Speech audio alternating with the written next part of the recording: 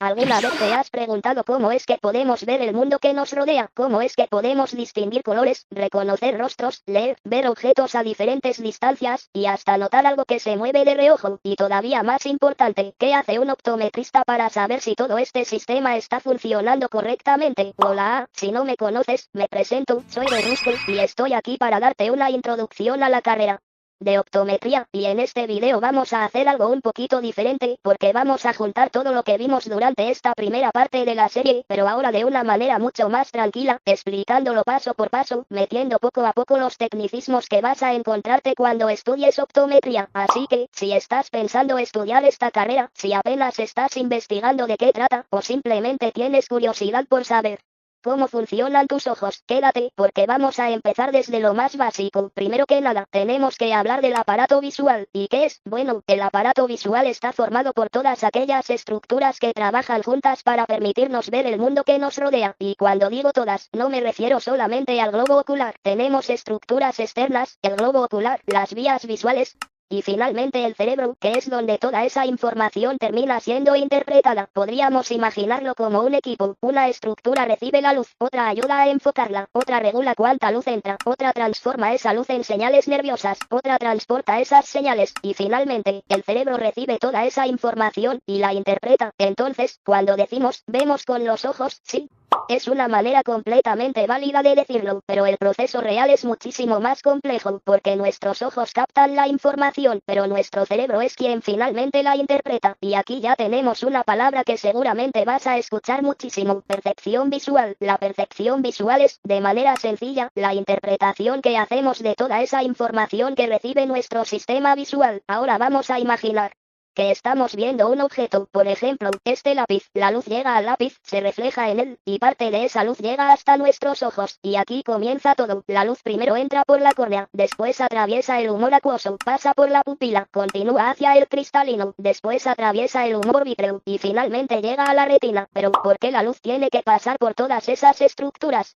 Porque necesitamos que esa luz se enfoque correctamente sobre la retina, y aquí aparecen los famosos medios refringentes. Los medios refringentes, o medios transparentes, son estructuras que permiten el paso de la luz, y participan en su refracción. Entre ellos encontramos principalmente la córnea, el humor acuoso, el cristalino, y el humor vítreo. Y aquí quiero detenerme un poquito, porque aparece un término que vas a escuchar muchísimo en optometría: refracción. La refracción es el cambio de dirección que experimenta la luz cuando pasa de un medio a otro. Por eso, en mis primeros videos decía que la luz rebotaba, porque era una forma sencilla de imaginar lo que ocurre. Pero técnicamente, no estamos hablando de que la luz simplemente rebote, estamos hablando de que la luz se refracta, y la córnea tiene una participación importantísima en este proceso. Ahora que sabemos, de manera general, cómo entra la luz, vamos a conocer las estructuras que forman el ojo. Para hacerlo más sencillo, podemos dividirlas en tres partes: parte externa, globo ocular, y vías visuales. Empecemos por la parte externa. Tenemos las cejas. Las cejas ayudan a proteger los ojos, por ejemplo, evitando que el sudor llegue directamente hasta ellos. Después tenemos las pestañas. Las pestañas ayudan a impedir la entrada de polvo,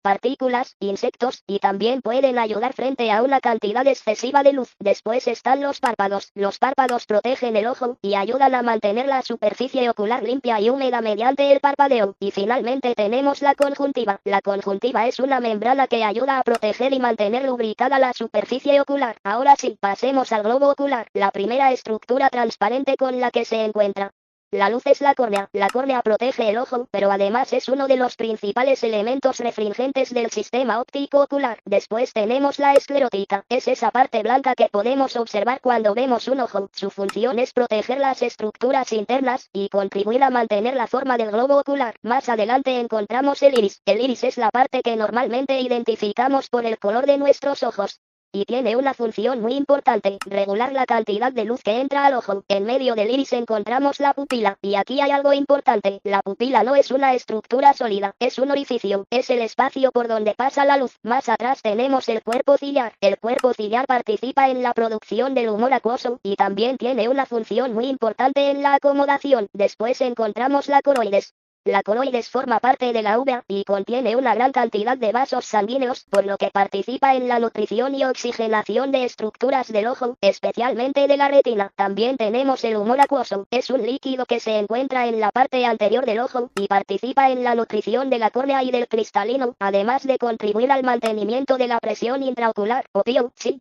También vas a escuchar muchísimo esa abreviatura. Después tenemos el cristalino. El cristalino es una estructura transparente y flexible que funciona como una lente. Su función es ayudar a enfocar la luz sobre la retina. Y aquí vamos a dejar una pequeña pregunta en el aire. ¿Por qué puede cambiar su forma? Bueno, eso lo veremos cuando lleguemos a la acomodación. Después tenemos el humor vítreo. El humor vítreo es una sustancia de aspecto gelatinoso que ocupa gran parte del interior del globo ocular, ayuda a mantener la forma del ojo y contribuye a mantener la retina en su lugar. Y finalmente tenemos la retina. La retina es una de las estructuras más importantes para la visión. En ella encontramos los fotorreceptores, y aquí tenemos dos grandes tipos, conos y bastones. Los conos participan principalmente en la visión con buena iluminación y en la percepción de los colores. Los bastones son especialmente importantes cuando hay poca iluminación. ¿Los bastones son los que usamos para caminar? No, Marcela, esos son otros bastones. Estos están en tus ojos. ¿Entiende, Marcela? Dentro de la retina encontramos también la mácula. La mácula está relacionada principalmente con la visión central y con nuestra capacidad para percibir detalles con precisión. Por eso es tan importante para leer, reconocer rostros, distinguir detalles pequeños y realizar actividades que necesitan una visión fina. Ahora vamos a continuar con el recorrido. La retina recibe la luz, pero la retina no simplemente manda una foto al cerebro. Aquí ocurre un proceso muchísimo más complejo. Los fotorreceptores responden a la luz y comienza una serie de procesos que terminan generando señales nerviosas. Después esa información viaja a través del nervio óptico.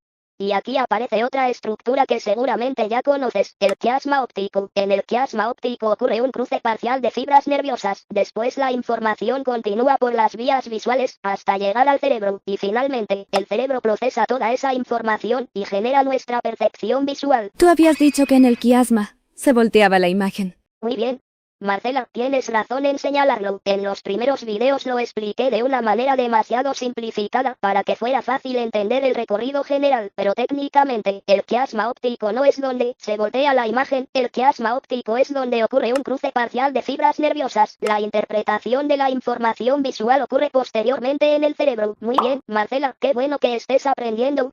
Y que ya estés relacionando lo que vimos antes con lo que estamos viendo ahora. Ahora tenemos dos ojos, y eso no es casualidad. La visión binocular es la capacidad de utilizar la información proveniente de ambos ojos de manera coordinada. Cada ojo recibe una imagen ligeramente diferente, y el cerebro combina ambas informaciones para generar una percepción única. Esto nos ayuda muchísimo a percibir profundidad y calcular distancias. Por ejemplo, cuando intentas agarrar un objeto, cuando atrapas una pelota, o cuando calculas qué tan cerca está algo. Todo eso depende, en cierta medida, de la información que obtenemos de ambos ojos. Ahora, ¿dónde se encuentra todo esto? Pues dentro de una estructura llamada órbita. La órbita es una cavidad ósea que forma parte del cráneo. Ahí se encuentra el globo ocular, junto con otras estructuras.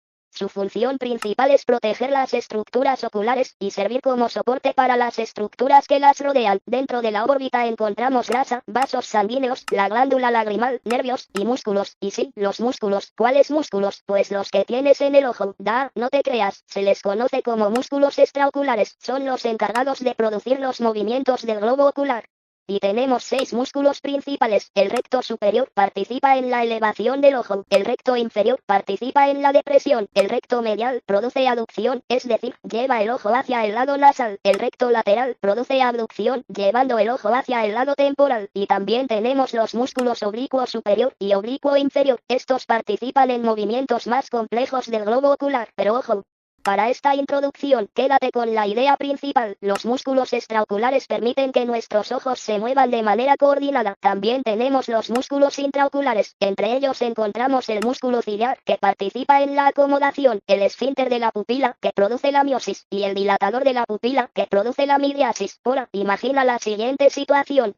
Estás dentro de un cuarto completamente oscuro, y de repente, alguien abre la ventana de golpe. Entra muchísima luz. ¿Qué pasa? Pues lo más probable es que te deslumbres unos segundos. ¿Y por qué ocurre eso? Bueno, porque tu ojo necesita adaptarse a la nueva cantidad de luz que acaba de entrar. Cuando estamos en un lugar oscuro, el músculo dilatador de la pupila produce midriasis, es decir, La pupila se hace más grande para permitir la entrada de la poca luz disponible, pero cuando aparece mucha luz de repente, ahora entra en acción el músculo esfínter de la pupila. Él produce miosis, es decir, hace la pupila más pequeña para disminuir la cantidad de luz que entra al ojo, y precisamente por eso aparecen esos segundos de deslumbramiento, porque el cambio ocurre muy rápido, pero no es instantáneo. Yo alguna vez lo expliqué, dividiéndolo en 3 partes. Ojo, esa división no es oficial, solamente sirve para entenderlo de una manera más sencilla. Primero, durante los primeros segundos puede existir deslumbramiento, molestias, y la visión puede sentirse un poco saturada o borrosa. Después, aproximadamente entre 1 y 2 minutos, la visión suele mejorar considerablemente, y finalmente, unos minutos después, el ojo ya terminó de adaptarse. Claro,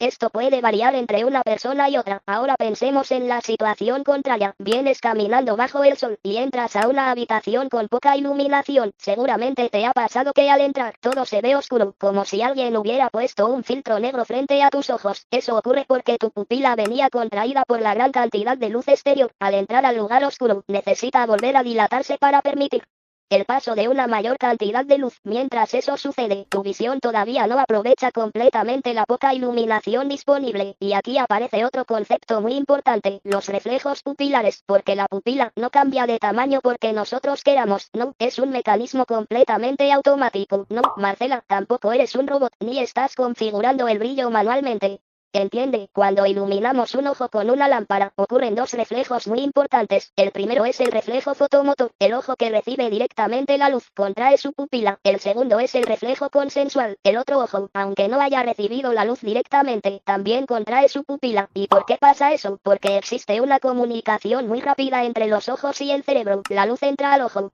Los fotorreceptores generan la información, esa información viaja por el nervio óptico, el cerebro la recibe casi de inmediato, y responde enviando una orden para que ambos ojos disminuyan el tamaño de la pupila, y aquí es donde muchas personas se sorprenden, porque piensan que cada ojo trabaja por separado, pero no, ambos trabajan constantemente como un equipo. Ahora, seguramente recuerdas que hace un momento hablamos del iris.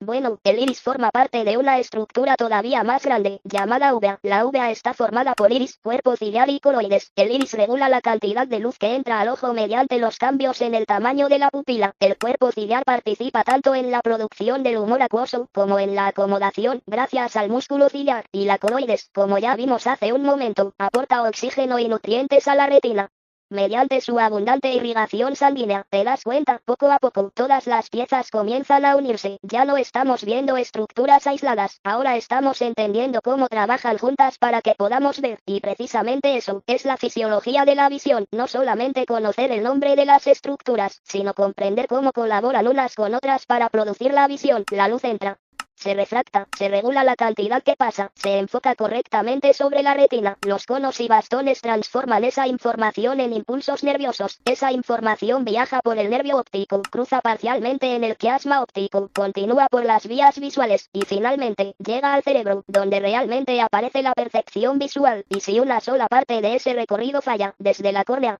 hasta el cerebro, nuestra visión también puede verse afectada. Por eso, en optometría, no solamente aprendemos nombres, aprendemos cómo funciona todo el sistema visual como un solo conjunto. Ahora, ya conocemos cómo entra la luz al ojo, cómo se enfoca, cómo viaja hasta el cerebro, y cómo trabajan muchas de las estructuras que participan en la visión. Pero, ¿cómo sabe un optometrista si todo eso realmente está funcionando correctamente? Bueno, aquí entra la exploración básica del aparato visual. La exploración visual es el conjunto de pruebas que realiza el optometrista para evaluar el funcionamiento del sistema visual. Su objetivo es determinar si los ojos trabajan correctamente, detectar posibles errores refractivos, y en algunas ocasiones, encontrar indicios de alguna patología. Ojo, cuando se sospecha de una patología, es muy importante referir al paciente con oftalmología para una valoración más profunda. Y aquí quiero aclarar algo. Una exploración básica no es lo mismo que un examen optométrico completo. La exploración básica es una revisión general, rápida, que nos permite obtener una primera idea del estado visual del paciente. En cambio, un examen optométrico completo incluye muchas más pruebas, mucho más análisis,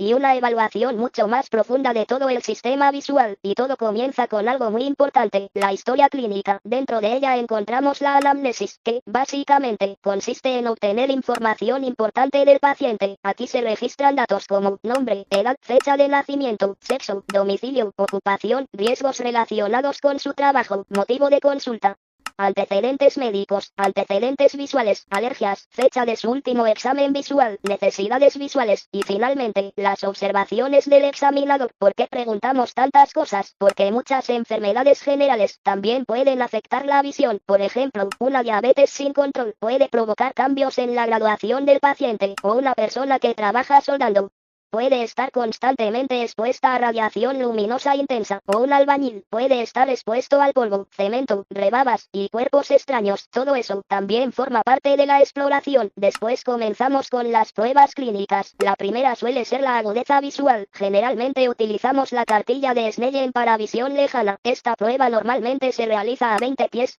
Es decir, aproximadamente 6 metros, aunque dependiendo del espacio disponible, existen adaptaciones para otras distancias. Primero evaluamos un ojo, mientras el otro permanece ocluido. Después hacemos exactamente lo mismo con el otro ojo, y finalmente, evaluamos ambos ojos al mismo tiempo. Posteriormente, repetimos la prueba utilizando la corrección óptica, si el paciente ya usa lentes. Después pasamos a la visión cercana. Aquí utilizamos una cartilla especial para lectura, normalmente colocada aproximadamente a 40 centímetros del paciente, y sí, la misma distancia que utilizamos cuando hicimos la prueba del lápiz para explicar la acomodación. ¿Ves cómo poco a poco todo comienza a relacionarse? Posteriormente, revisamos las estructuras externas del ojo, observamos párpados, pestañas, cejas, conjuntiva, esclerótica, y también revisamos las pupilas, evaluamos su tamaño, su forma, la simetría, y por supuesto, los reflejos pupilares, tanto el fotomotor como el consensual. Después revisamos la motilidad ocular, aquí evaluamos cómo trabajan los músculos extraoculares, observamos el seguimiento visual, las versiones, las ducciones, los movimientos sacádicos, las posiciones diagnósticas de la mirada.